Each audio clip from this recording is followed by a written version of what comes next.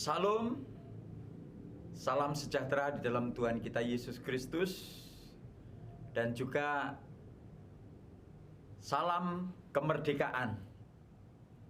Kita bersyukur pada saat ini Tuhan Yesus memelihara kehidupan kita sehingga kita boleh bertemu dalam kesempatan ini. Bapak Ibu yang dikasihi oleh Tuhan, tidak terasa kita hidup di Indonesia ini sudah 75 tahun kita mengalami kemerdekaan yang sungguh luar biasa.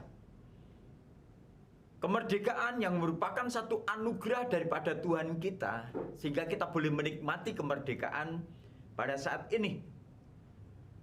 Dalam kesempatan ini saya ingin berbicara kepada Bapak Ibu, kepada kita semuanya, berbicara mengenai kemerdekaan Kristen, kemerdekaan Kristiani. Kita akan melihat di dalam firman Tuhan yang ingin saya sampaikan pada saat ini di dalam Galatia 5 ayat yang ke-13. Demikian firman Tuhan. Saudara-saudara, memang kamu telah dipanggil untuk merdeka, tetapi janganlah kamu mempergunakan kemerdekaan itu sebagai kesempatan untuk kehidupan dalam dosa, melainkan layanilah seorang akan yang lain oleh kasih. Bapak Ibu, saudara yang dikasihi oleh Tuhan dimanapun Bapak Ibu berada, dalam kesempatan ini saya ingin menyampaikan ada 3 hal yang harus kita perhatikan. Berbicara mengenai kemerdekaan itu, Indonesia memiliki seorang proklamator yang sangat populer, tidak hanya di Indonesia tapi di seluruh dunia, Bapak Soekarno dan Bapak Muhammad Hatta. Firman Tuhan yang sudah kita baca tadi memberitahu kepada kita semuanya bahwa Tuhan datang ke dunia ini untuk memanggil kita, memerdekakan kita dari belenggu dosa. Firman Tuhan mengatakan kepada kita, dan kamu akan mengetahui kebenaran itu, dan kebenaran itu akan memerdekakan kamu. Hal yang pertama yang ingin saya sampaikan kepada kita semuanya adalah Yesus memerdekakan manusia dari ikatan-ikatan dosa. Firman Tuhan mengatakan dosa itu dibawa oleh satu orang, yaitu Adam.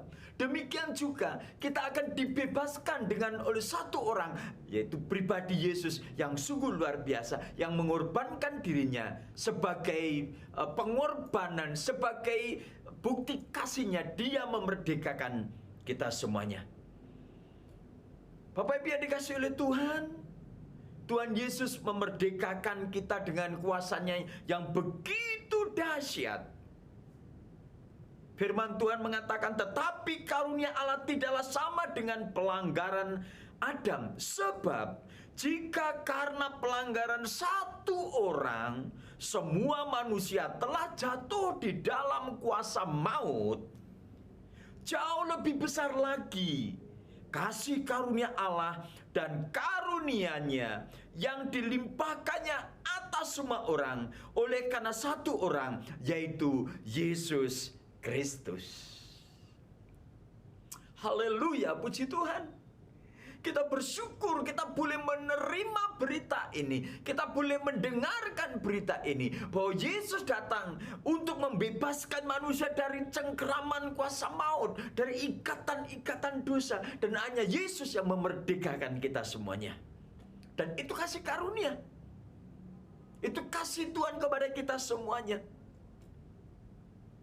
Dan itu panggilan buat kita semuanya, itu pilihan buat kita semuanya. Itu luar biasa, kita dipanggil, kita dimerdekakan oleh Tuhan. Dan yang kedua saya ingin menyampaikan kepada kita semua, tetapi janganlah kamu mempergunakan kemerdekaan itu sebagai kesempatan untuk kehidupan di dalam dosa. Seperti kita menghargai bagaimana perjuangan para pahlawan yang begitu gigih. Dia berjuang, tidak mengenal lelah, tidak mengenal keberadaannya. Dia menyerahkan itu total untuk satu perjuangan untuk mencapai kemerdekaan. Dan kita harus menghargai para pahlawan itu. Dan begitu Indonesia merdeka, dan kita hidup di dalam alam kemerdekaan ini, saya ingin menyampaikan kepada kita semuanya, janganlah kamu mempergunakan kemerdekaan itu sebagai kesempatan untuk berbuat dosa.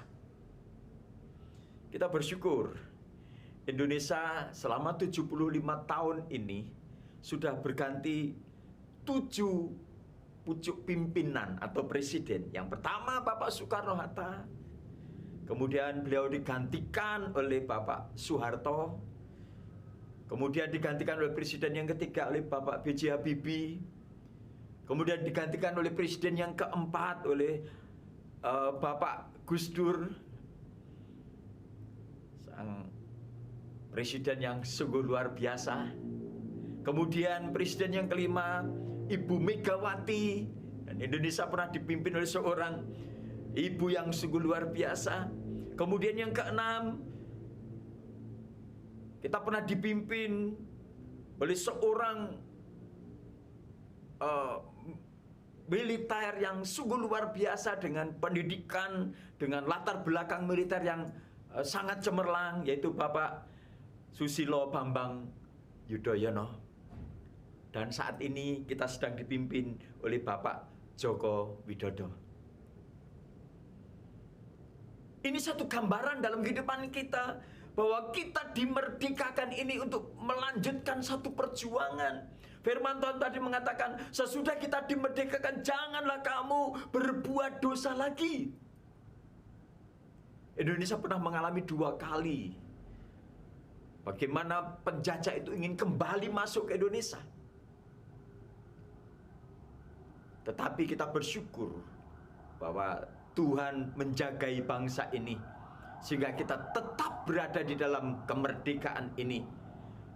Sehingga presiden-presiden yang sudah ada di Indonesia ini, mereka menjaga kemerdekaan ini dengan sungguh luar biasa, dengan perjuangan mengisi pembangunan, mengisi perekonomian dan pendidikan, mengisi segala sesuatu dengan luar biasa. Firman Tuhan berbicara kepada kita, sesudah kita dimerdekakan oleh darah Yesus Kristus, janganlah kita menghambakan diri lagi kepada dosa. Tetapi kita harus berjuang bagaimana supaya hidup kita ini menjadi maksimal. Bapak Ibu yang dikasihi oleh Tuhan, kalau boleh saya mengatakan hal yang kedua ini, janganlah berbuat dosa lagi. Kalau Bapak Ibu berbuat dosa lagi, Bapak Ibu sedang menghambakan diri lagi kepada dosa, mengikatkan diri lagi kepada dosa, sehingga kemerdekaanmu hilang. Pada akhirnya engkau akan mengalami keterikatan-keterikatan hidup yang semakin sulit lagi. Tetapi kita harus mengingat hal yang ketiga yang harus kita ingat, berbicara mengenai kemerdekaan itu, kita dimerdekakan, dipanggil untuk melayani Tuhan dan melayani orang-orang yang di sekitar kita. Efesus 2 ayat 10 mengatakan, karena kita ini buatan Allah, diciptakan dalam Kristus Yesus untuk melakukan pekerjaan yang baik yang dipersiapkan Allah sebelumnya. Ia mau supaya kita hidup di dalamnya. Bapak Ibu, kita dipanggil oleh Tuhan, diciptakan kembali dalam Kristus Yesus, dimerdekakan oleh Tuhan, dibebaskan oleh darah Yesus untuk melakukan pekerjaan yang baik yang sudah dipersiapkan Allah sebelumnya. Nah, ini yang ingin saya sampaikan, ini penting untuk kita perhatikan, bahwa kita berbuat baik sesudah kita dimerdekakan ini. Kita berbuat baik oleh karena kita mengasihi Tuhan, kita mengasihi jiwa-jiwa yang ada di sekitar kita ini. Kita tidak lagi berbuat lagi supaya kita beroleh keselamatan, supaya kita memperoleh kemerdekaan, bukan. Sekali lagi, kita berbuat baik bukan untuk berusaha untuk supaya kita mengalami kemerdekaan, untuk memperoleh hidup yang kekal, untuk memperoleh keselamatan, bukan. Tetapi sebaliknya, sesudah kita dipanggil, diselamatkan, dimerdekakan, diampuni dosa-dosa kita, dari dalam diri kita ini, muncul satu kerinduan, muncul satu sifat ilahi. Kita berbuat baik, kita mengasihi orang, kita melakukan segala sesuatu. Saya ingin mengatakan kepada Bapak Ibu, apa saja yang engkau kerjakan, persiapkan diri saudara bahwa engkau sedang dipakai oleh Tuhan untuk melakukan perbuatan alia yang Tuhan sudah persiapkan bagi kita semuanya di dalam Yesus Kristus. Jadi tujuan hidup kita sekarang berada di dalam Tuhan. Kita melakukan segala sesuatu karena kita mengasihi Tuhan, kita mengasihi orang lain, bukan untuk mencari keselamatan. Kita sudah diselamatkan, kita berbuat baik kepada orang lain, kita mengasihi orang lain, kita menyembah kepada Tuhan. Dan ini yang Tuhan mau dalam kehidupan kita semuanya. Firman Tuhan mengatakan tadi, melainkan layanilah seorang akan yang lain oleh karena kasih. Jadi kita melayani orang lain, kita berbuat baik kepada orang lain, kita memberi, kita menolong orang lain.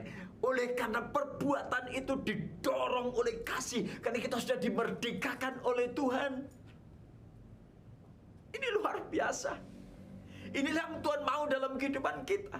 Agar kita semuanya sudah dimerdekakan ini, kita dibebaskan dari dosa ini, kita berbuat baik, kita mengasihi, kita melayani. Karena kita mengasihi Tuhan. Oleh sebab itu, apapun yang Tuhan percayakan dalam hidupmu, profesi apapun juga, pekerjaan apapun juga, yang Tuhan percayakan kepada saudara, lakukan itu dengan sepenuh hati. Oleh karena engkau didorong satu kasih untuk melayani Tuhan, untuk melayani yang lainnya. Jika Tuhan percayakan satu perusahaan atas hidupmu, kerjakan itu dengan sepenuh hati. Kalau engkau dipercayakan dengan satu pelayanan, lakukan itu dengan sepenuh hati. Karena kita sedang mengasihi Tuhan. Kalau engkau dipercayakan dengan satu kekayaan, harta benda yang begitu banyak, kelola itu dengan kasih Tuhan. Dan engkau akan dipakai oleh Tuhan sebagai alatnya. Begitu luar biasa. Jika engkau sebagai seorang akademis, engkau dipakai oleh Tuhan, engkau akan dipersiapkan oleh Tuhan untuk pribadi-pribadi yang sangat luar biasa. Jika engkau sebagai ibu rumah tangga, engkau dipersiapkan oleh Tuhan untuk melakukan pekerjaan baik. Karena engkau dipilih, dipanggil oleh Tuhan.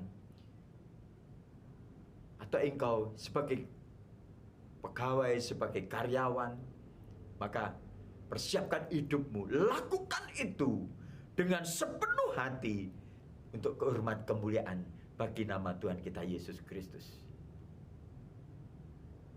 Bapak Ibu yang dikasihi oleh Tuhan, karena Tuhan sudah mempersiapkan hidup kita, mulai dari dalam kandungan hidup ibu kita dipersiapkan. Kemudian kita dilahirkan kembali di dalam Yesus Kristus. Kemudian kita dipersiapkan untuk melakukan pekerjaan baik. Dan Tuhan mau agar kita tetap hidup di dalam kasih karunia itu. Jangan keluar dari kasih karunia. Jangan mau lagi memperhambakan diri kepada dosa-dosa. Tetapi persembahkan hidupmu kepada Tuhan untuk dipakai sebagai alatnya. Bapak Ibu yang dikasihi Tuhan, inilah yang ingin saya sampaikan tadi. Yang pertama berbicara mengenai kemerdekaan itu, saya ingin mengingatkan kembali. Yang pertama, kita sudah dimerdekakan oleh Yesus Kristus, oleh kuasa darahnya. Dan yang kedua, janganlah engkau kembali kepada kehidupan yang lama sesudah kita dimerdekakan. Tetapi kita harus tetap tinggal di dalam kasih karunia. Dan yang ketiga, sesudah kita dimerdekakan, layani dia, layani orang-orang yang di sekitar saudara, dan bila nama Tuhan dipermuliakan. Puji nama Tuhan. Tuhan Yesus memberkati kita semuanya. Amin.